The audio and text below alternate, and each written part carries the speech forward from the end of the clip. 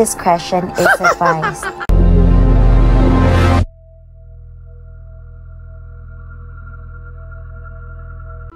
Disclaimer. This story is shared for educational and informational purposes only, aiming to shed light on the events and controversies surrounding Pepsi Paloma.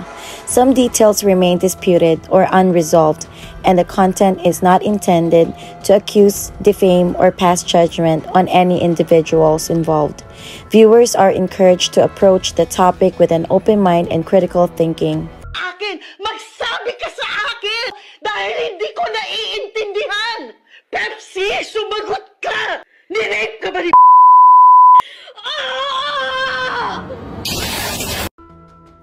Daryl Yap, Vic Soto, at yumaong Pepsi Paloma.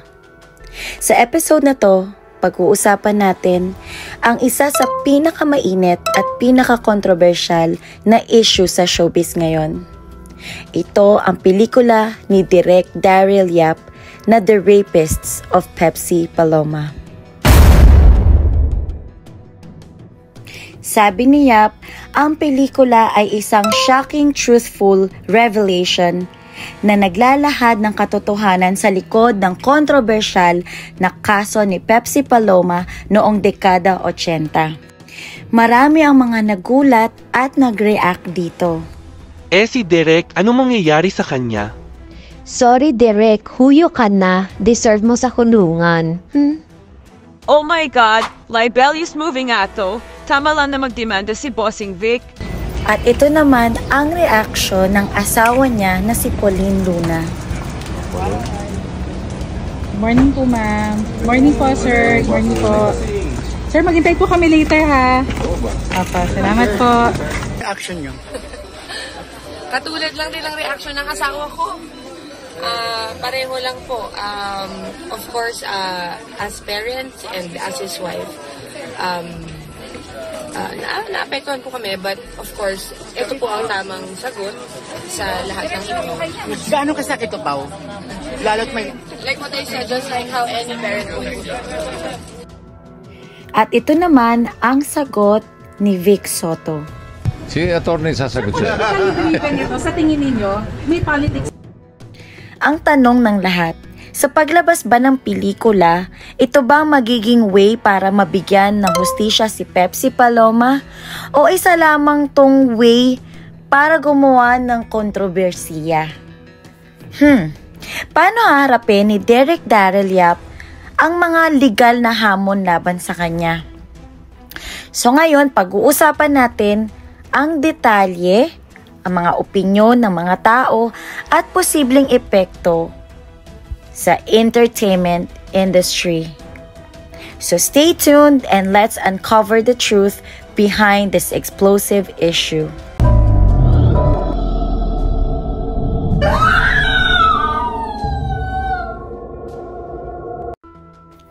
Delia Duenas Smith, also known as Pepsi Paloma. Pinanganak siya noong March 11, 1966 at isa siyang Filipina-American young actress na tinawag na The Soft Drink Beauties. Nakilala ito dahil sa kanyang talent manager na si Ray De La Cruz noong dekada 80. At ang pangalan niyang Pepsi Paloma ay binigay para sumunod sa trend na pangalan ng mga bagong artista based sa mga sikat na soft drink brands. Naging sikat si Pepsi sa mga sexy roles or sexy movies nito. Pero dahil nag-base lang ako sa mga clips na pinapakita ko sa inyo, para sa opinion ko, nakikita ko siya as very charming, very innocent looking. Mukha pa talaga siyang bata dito. At sa mga nakikita ko na clips sa, all over the news, nakikita ko yung may potential kasi magaling siyang umarte. Pero mas nakilala siya dahil sa isang kontrobersyal na kaso na tuluyang nagbago ng buhay niya. May mga usap-usapan din na si Ray De La Cruz, yung talent manager ni Pepsi Paloma, yung nasa likod ng controversial na balita tungkol dun sa rape case noong 1982. Sabi nila, si Ray De La Cruz ang nagsilbing tagapayo ni Pepsi noong mga panahon na yon. So, si Pepsi ay 14 or 15 years old lang nung mga time na yon. So talagang very vulnerable pa to. Kasi bata pa siya eh. So, sino bang papakinggan niya kundi yung talent manager niya na si Ray? Ayon sa report, siya ang nasa likod nito or siya yung nag-convince kay Pepsi na maghain ng reklamo laban kina Vic Soto, Joey De Leon at Richie De Horsey. So sabi nga nila, pinalabas daw to ni Ray De La Cruz para sa career, para lumakas pa yung career ni Pepsi Paloma, pang publicity stunt lang. Kaya yung itong issue na to, talagang nagdulot siya ng malaking ingay at nagkaroon ng popularity sa soft drink beauties. Matapos ang maingay na public coverage ng kaso, pumirma si Pepsi ng affidavit of desistance na nangangahulugang umatras siya sa mga akusasyon laban kina Vic Soto, Joey De Leon at Richie De Horsey. May mga usapan din na nagsabi na pinilit lang si Pepsi na pumirma, kaya umatras to sa kaso. Pinilit siya, pati pamilya niya. Pati daw si Ray De La Cruz nagsabi rin na mismo na pinilit na kumbinsihin si Pepsi na bawiin na yung reklamo.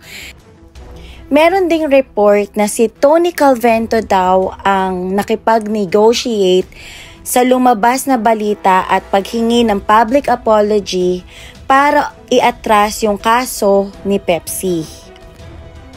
After nito, naging hati yung opinion ng publiko. May naniniwala sa kwento ni Pepsi at meron ding naniniwala na gawa-gawa lang to para sa publicity. May 31, 1985. Ito na yung sad news. Natagpuan si Pepsi Paloma na walang buhay sa apartment niya sa Quezon City. Ayon sa investigasyon, nagpakamatay si Pepsi at nagbigti. Sabi daw nila, may iniwan din daw siyang sulat na sinasabi na yung mga feelings niya, yung hinanakit niya, at meron din daw na pagtraidor sa mga taong malapit sa kanya. Dahil dito, may mga spekulasyon na lumabas or lumutang. Yung iba naniniwala na posible daw na may foul play para manahimik yung tungkol dun sa skandalo issue na yan. At may iba ding nagsabi dahil to sa depresyon ni Pepsi at yung hirap ng career niya sa showbiz, kaya siya nagpakamatay. So after 41 years, lumabas ulit tong case ni Pepsi Paloma. It's because of the film na ginawa ni Direk Daryl Yap. Noong January 9, 2025, naghain si Vic Soto ng 19 counts ng cyber libel laban sa director na si Daryl Yap. Kaugnay dito yung teaser ng pelikulang The Rapists of Pepsi Paloma. Napaka-bold nitong statement na to para sabihin mo yun sa tao na hindi naman napatunayan. No matter what the case, kung hindi to napatunayan sa korte, it doesn't exist or it didn't happen. Pati yung dun sa teaser na ginamit na binigay mo yung full name ng tao, that is very downgrading. Dahil itong tao na to may pamilya. Hindi mo ba naisip yung anak, asawa, o yung ibang family members nila na magiging effect sa kanila sa public? I mean, I feel really sorry. It's unfortunate na nagwakas yung buhay ni Pepsi Paloma ng maaga. And I think she was only 18 years old.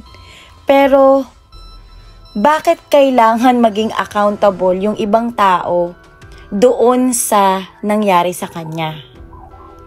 'Di ba? Na wala namang napatunayan up until now.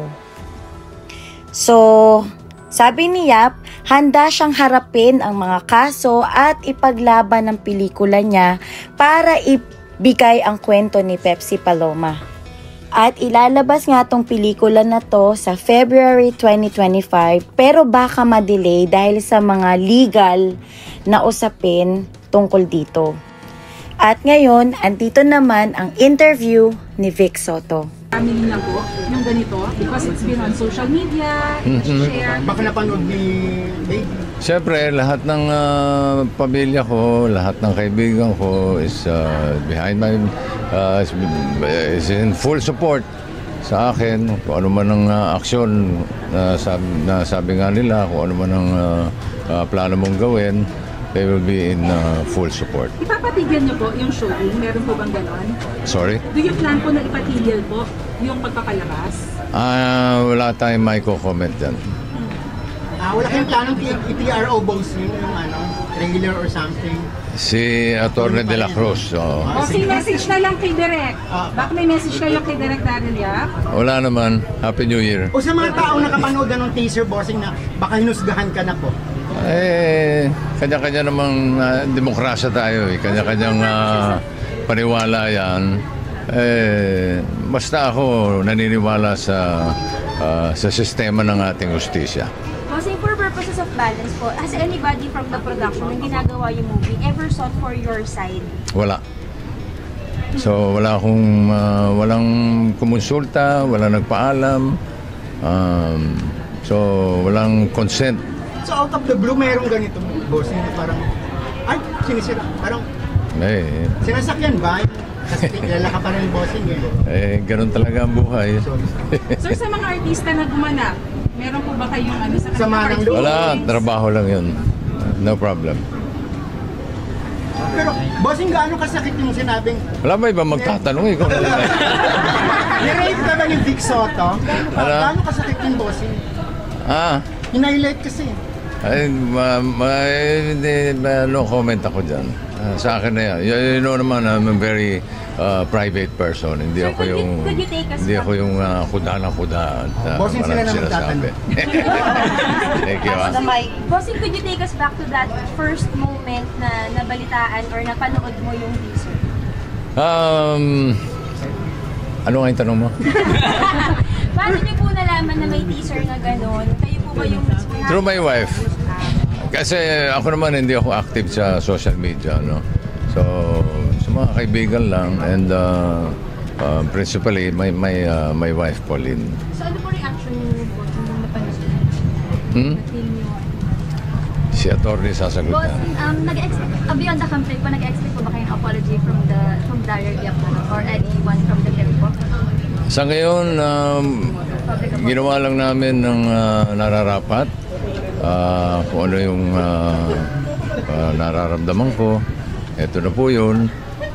Nakalagay na po, nakasulat na po lahat sa papel. Napirmahan ko na. Nakapag-oath taking na ako sa fiscal. Kung ano man ang mangyayari susunod, yun po ang aabangan natin. Bossing, may damages na pera. Ikaw na naman. Si Atty. De la Cruz ang sasagot. Bossing, message na lang sa family. Apa?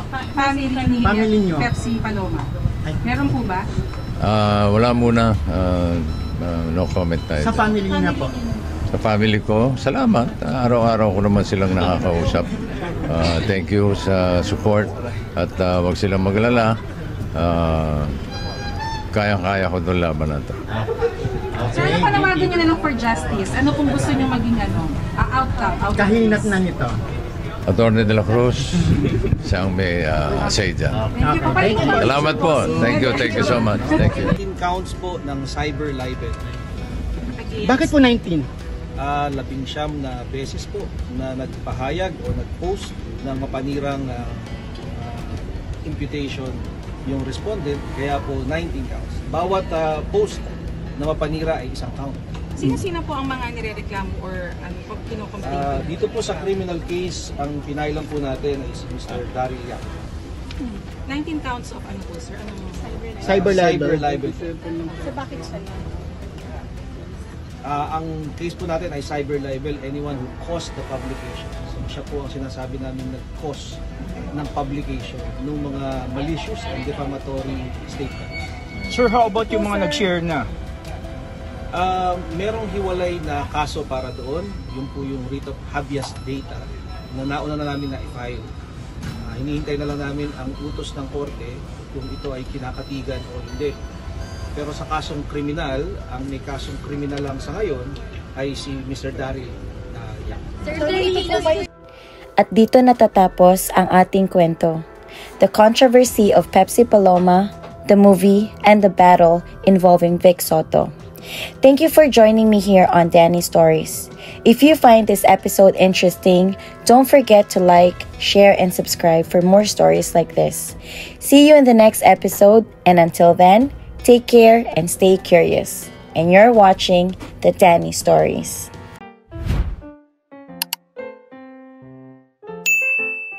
Bawat subscription, makakatulong kayong magbigay daan para makagawa pa ako ng mas maraming crime story na magbibigay ng awareness sa ating lahat. At kung meron kayong alam na crime scene story na gusto nyong ma-feature, pwede kayong mag-send ng inyong mga kwento sa Facebook page, The Danny Stories. Kapag kayo ang napili, may chance kayong manalo ng 1,000 GCash. Maraming salamat sa mga suporta po!